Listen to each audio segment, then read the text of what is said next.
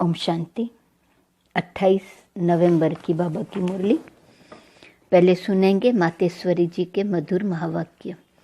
सिर्फ ओम के शब्द के उच्चारण से कोई फायदा नहीं। ओम रटो माना ओम जपो। जिस समय हम ओम शब्द कहते हैं तो ओम कहने का मतलब यह नहीं कि ओम शब्द का उच्चारण करना है। सिर्फ ओम कहने से कोई जीवन में फायदा नहीं, परंतु ओम के अर्थ स्वरूप में स्थित होना, उस ओम के अर्थ को जानने से मनुष्य को वो शांति प्राप्त होती है। अब मनुष्य चाहते तो अवश्य है कि हमें शांति प्राप्त होवे। उस शांति स्थापन के लिए बहुत सम्मेलन करते हैं, परंतु रिजल्ट ऐसे ही दिखाई दे रही है जो और अशांति दुख का कारण बनता रहता है। क्योंकि मुख्य कारण है कि मनुष्य आत्मा ने जब तक 5 विकारों को नष्ट नहीं किया है तब तक दुनिया पर शांति कदाचित हो नहीं सकती। तो पहले हर एक मनुष्य को अपने 5 विकारों को वश करना है और अपनी आत्मा की डोर परमात्मा के साथ जोड़नी है, तभी शांति स्थापन होगी।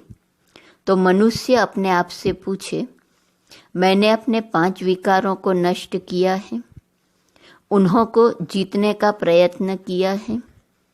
अगर कोई पूछे तो हम अपने 5 विकारों को वश कैसे करें, तो उन्हों को ये तरीका बताया जाता है कि पहले उन्हों को ज्ञान और योग का वास धूप लगाओ और साथ में परमपिता परमात्मा के महावाक्य है, मेरे साथ बुद्धि योग लगाए।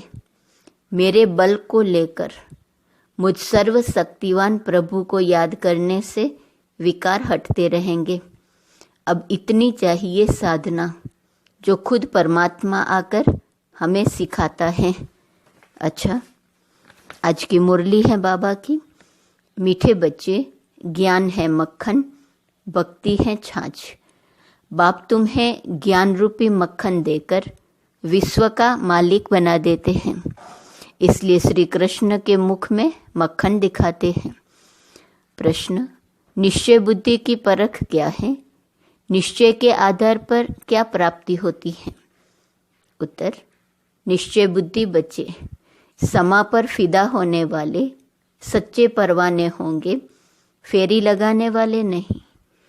जो समा पर फिदा हो जाते हैं वही राजाई में आते हैं, फेरी लगाने वाले प्रजा में चले जाते। तो एक है निश्चय बुद्धि, समा पर फिदा होने वाले होंगे। दूसरा, धरत पर ये धर्म न छोड़िए। यह प्रतिज्ञा निश्चय बुद्धि बच्चों की है। वे सच्चे प्रीत बुद्धि बन देह सहित देह के सब धर्मों को भूल बाप की याद में रहते हैं। गीत, छोड़ भी दे आकाश सिंहासन, इस धरती पर आजा। ओम शांति। भगवान उवाच। भगवान कहा जाता है निराकार परम पिता को। भगवान उवाच किसने कहा? उस निराकार परम पिता परमात्मा ने। निराकार बाप निराकार आत्माओं को बैठ समझाते हैं। निराकार आत्मा इस शरीर रूपी कर्मेंद्रियों से सुनती है। आत्मा को न मेल न फीमेल कहा जाता है, उनको आत्मा ही कहा जाता है। आत्मा स्वयं इन ऑर्गन्स द्वारा कहती है, मैं एक शरीर छोड़ दूसरा लेती हूँ। जो भी मनुष्य मात्र हैं वह सब ब्रदर्स हैं। जब निराकार परमपिता परमात्मा की संतान है तो आपस में सब भाई भाई हैं। जब प्रजापिता ब्रह्मा की संतान है तो भाई बहन है। यह हमेशा सबको समझाते रहो। भगवान रक्षक है, भक्तों को भक्ति का फल देने वाला है। बाप समझाते हैं, सर्व का सद्गति दाता एक मैं हूँ। सर्व का शिक्षक बन श्रीमत देता हूँ और फिर सर्व का सतगुरु भी हूँ। उनको कोई बाप टीचर गुरु नहीं, वही बाप प्राचीन भारत का राजयोग सिखलाने वाला है, श्री कृष्ण नहीं। श्री कृष्ण को बाप नहीं कह सकते, उनको दैवी गुणधारी स्वर्ग का प्रिंस कहा जाता है। पतित पावन सदगति दाता एक को कहा जाता है। अभी सब दुखी पापात्मा भ्रष्टाचारी हैं। भारत ही सतयुग में दैवी श्रेष्ठाचारी था, फिर वह भ्रष्टाचारी आसुरी राज्य होता है। सब कहते हैं पतित पावन आओ, आकर राम राज्य स्थापन करो। तो अब रावण राज्य है। रावण को जलाते भी हैं, लेकिन रावण को कोई भी विद्वान आचार्य पंडित नहीं जानते। सतयुग से त्रेता तक राम राज्य, द्वापर से कलयुग तक रावण राज्य। ब्रह्मा का दिन सो ब्रह्मा कुमार कुमारियों का दिन, ब्रह्मा की रात सो बीके की रात। अभी रात पूरी हो दिन आना है। गाया हुआ है विनाश काले विपरीत बुद्धि। 3 सेनाएं भी हैं। परम पिता को कहा जाता है beloved most God father, ocean of knowledge. तो जरूर नॉलेज देते होंगे ना। सृष्टि का चैतन्य बीज रूप है, सुप्रीम सोल है, अर्थात ऊंच से ऊंच भगवान है। ऐसे नहीं कि सर्वव्यापी है। सर्वव्यापी कहना यह तो बाप को डिफेम करना है। बाप कहते हैं ग्लानि करते करते धर्म ग्लानि हो गई है। भारत कंगाल भ्रष्टाचारी बन गया है। ऐसे समय पर ही मुझे आना पड़ता है। भारत ही मेरा बर्थ प्लेस है। सोमनाथ का मंदिर, शिव का मंदिर भी यहाँ है। मैं अपने बर्थ प्लेस को ही स्वर्ग बनाता हूँ। फिर रावण नर्क बनाता है, अर्थात रावण की मत पर चल नर्कवासी आसुरी संप्रदाय बन पड़ते हैं। फिर उन्हों को बदलकर मैं दैवी संप्रदाय श्रेष्ठाचारी बनाता हूँ। यह विषय सागर है, वह है क्षीर सागर। वहाँ घी की नदियाँ बहती हैं। सतयुग त्रेता में भारत सदा सुखी सॉल्वेंट था। हीरे जवाहरों के महल थे। अभी तो भारत 100% इंसॉल्वेंट है। मैं ही आकर 100% सॉल्वेंट श्रेष्ठाचारी बनाता हूँ। अब तो ऐसे भ्रष्टाचारी बन गए हैं जो अपने दैवी धर्म को भूल गए हैं। बाप बैठ समझाते हैं कि भक्ति मार्ग है छाछ, ज्ञान मार्ग है मक्खन। श्री कृष्ण के मुख में मक्खन दिखाते हैं, यानी विश्व का राज्य था। लक्ष्मी नारायण विश्व के मालिक थे। बाप ही आकर बेहद का वर्षा देते हैं, अर्थात विश्व का मालिक बनाते हैं। कहते हैं मैं विश्व का मालिक नहीं बनता हूँ। अगर मालिक बनूं तो फिर माया से हार भी खानी पड़े। माया से हार तुम खाते हो, फिर जीत भी तुमको पानी है। यह 5 विकारों में फंसे हुए हैं। अभी मैं तुमको मंदिर में रहने लायक बनाता हूँ। सतयुग बड़ा मंदिर है, उसको शिवालय कहा जाता है, शिव का स्थापन किया हुआ। कलयुग को वैश्यालय कहा जाता है, सब विकारी हैं। अब बाप कहते हैं देह के धर्म छोड़, अपने को आत्मा समझ, मुझ बाप को याद करो। तुम बच्चों की अब बाप से प्रीत हैं। तुम और कोई को याद नहीं करते हो। तुम हो विनाश काले प्रीत बुद्धि। तुम जानते हो कि श्री श्री 108 परमपिता परमात्मा को ही कहा जाता है। 108 की माला फेरते हैं। ऊपर में है शिव बाबा, फिर माता पिता ब्रह्मा सरस्वती, फिर उनके बच्चे जो भारत को पावन बनाते हैं। रुद्राक्ष की माला गाई हुई है, उसको रुद्र यज्ञ भी कहा जाता है। कितना बड़ा राजस्व अश्वमेघ अविनाशी ज्ञान यज्ञ है, कितने वर्षों से चला आता है। जो भी अनेक धर्म आदि हैं, सब इस यज्ञ में खत्म हो जाने हैं, तब ये यज्ञ पूरा होगा। यह है अविनाशी बाबा का अविनाशी यज्ञ। सब सामग्री इसमें स्वाहा हो जानी है। पूछते हैं विनाश कब होगा? अरे जो स्थापना करते हैं उनको ही फिर पालना करनी होती है। यह है शिव बाबा का रथ। शिव बाबा इसमें रथ ही है, बाकी कोई घोड़े गाड़ी आदि नहीं है। वह तो भक्ति मार्ग की सामग्री बैठ बनाई है। बाबा कहते हैं मैं इस प्रकृति का आधार लेता हूँ। बाप समझाते हैं पहले अव्यभिचारी भक्ति है, फिर कलयुग अंत में पूरी व्यभिचारी बन जाती है। फिर बाप आकर भारत को मक्खन देते हैं, तुम विश्व के मालिक बनने के लिए पढ़ रहे हो।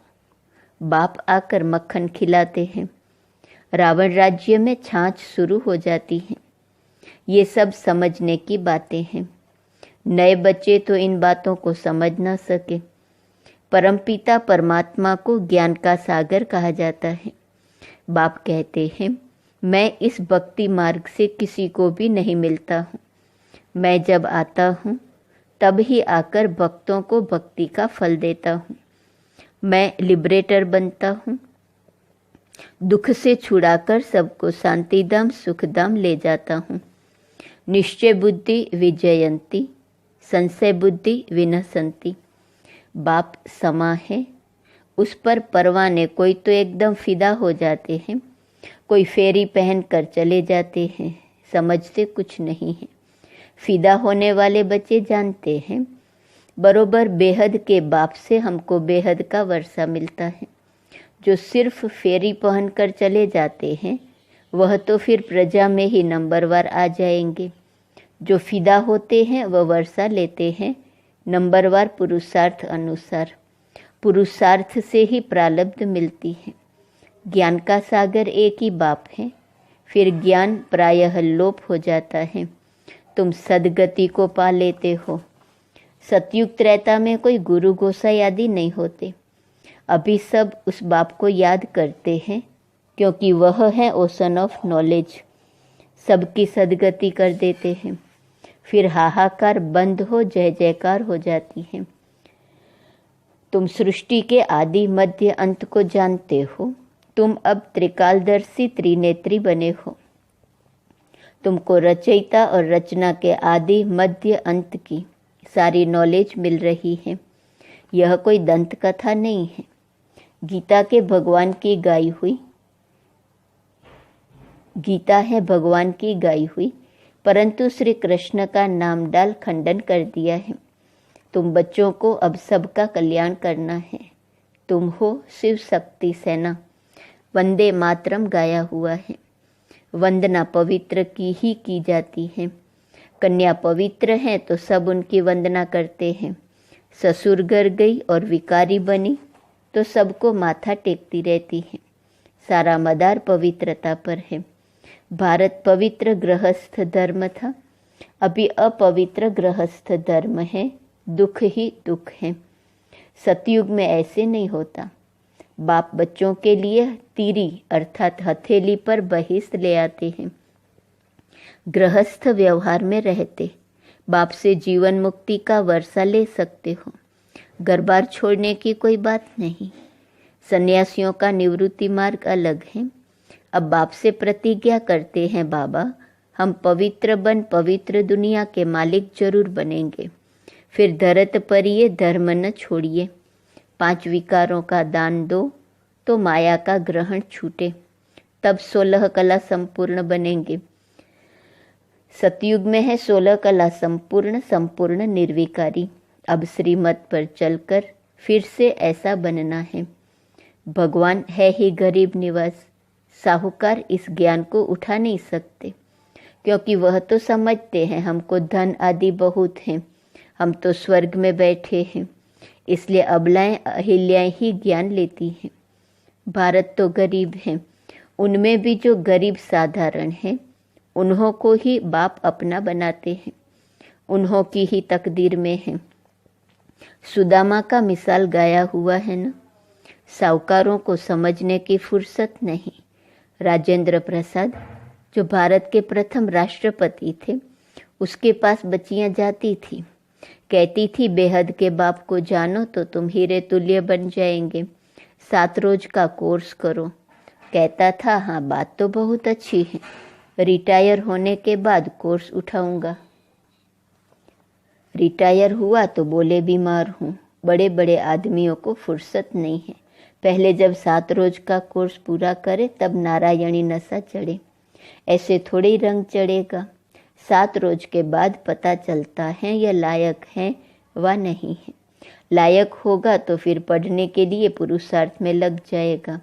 जब तक भट्ठी में पक्का रंग नहीं लगा है तब तक बाहर जाने से रंग ही उड़ जाता है। इसलिए पहले पक्का रंग चढ़ाना है। अच्छा, मीठे मीठे सिकीलदे बच्चों प्रति माता पिता बाप दादा का याद प्यार और गुड मॉर्निंग। रूहानी बाप की रूहानी बच्चों को नमस्ते। रूहानी बच्चों की रूहानी बाप को नमस्ते नमस्ते नमस्ते। धारणा के लिए मुख्य सार है। पहली पॉइंट, शिव शक्ति बन विश्व कल्याण करना है। पवित्रता के आधार पर कौड़ी तुल्य मनुष्यों को हीरे तुल्य बनाना है। दूसरी पॉइंट, श्रीमत पर विकारों का दान दे। संपूर्ण निर्विकारी 16 कला संपूर्ण बनना है। समा पर फिदा होने वाला परवाना बनना है। वरदान, परिस्थितियों को साइड सीन समझ पार करने वाले स्मृति स्वरूप समर्थ आत्मा भव। स्मृति स्वरूप आत्मा समर्थ होने के कारण परिस्थितियों को खेल समझती है।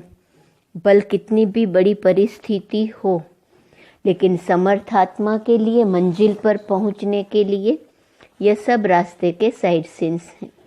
लोग तो खर्चा करके भी साइड सीन देखने जाते हैं, तो स्मृति स्वरूप समर्थ आत्मा के लिए परिस्थिति कहो, पेपर कहो, विघ्न कहो, सब साइड सीन्स हैं। और स्मृति में है कि यह मंजिल के साइड सीन्स अनगिनत बार पार की है। Nothing new. स्लोगन, दूसरों की करेक्शन करने के बजाय बाप से कनेक्शन जोड़ लो तो वरदानों की अनुभूति होती रहेंगी। आज का स्वमान है 28 तारीख। मैं बाप के आशीर्वाद के पात्र हूँ। अव्यक्त इशारे की पॉइंट है। जो बच्चे अमृत वेले से रात तक सारे दिन की दिनचर्या के हर कर्म में आज्ञा प्रमाण चलते हैं, वे कभी मेहनत का अनुभव नहीं करते।